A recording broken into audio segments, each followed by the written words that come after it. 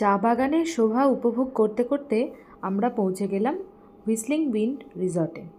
রিসর্টটি খুব দারুণ ছিল। যেতে না যেতেই একদম উষ্ণ অভ্যর্থনা ওয়েলকাম ড্রিঙ্ক দিয়ে। তো রিসর্টটি ছিল লাটাগুড়ির যে মেন সাফারি সেখান থেকে 500 মিটার মতো দূরে, একটু ভিতরের দিকে।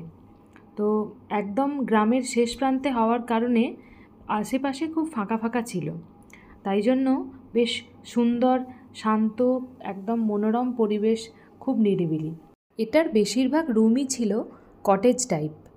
বিভিন্ন রকমের ফুল আর গাছপালার যে কাটিং, সেইগুলো দেখে আমরা তো খুবই মুগ্ধ হয়ে গেছিলাম। এটা আমাদের রুম। এই রুমে আমরা আর দাদা দিদিরা ছিলাম পাশাপাশি। রুমের ভেতরটাও দারুণ ডেকোরেশন ছিল, খুব ছিমছাম একদম, বেশি কিছু দিয়ে ঘর ভর্তি ছিল না। এই যে দেখুন, এখানে এই যে ছোটো মোটো একটা টিভি আর চায়ের সরঞ্জাম, বেড, সোফা, ব্যাস।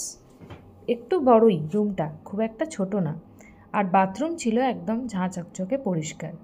এটা একটা ফাউন্টেনও ছিল, আমরা যাওয়ার পরপরই ওরা এটা চালিয়ে দিয়েছিল। আর দুপুরের খাবারে ছিল ভাত, স্যালাড, ফুলকপির তরকারি, মাছের কালিয়া আর ডাল। দারুণ স্বাদ।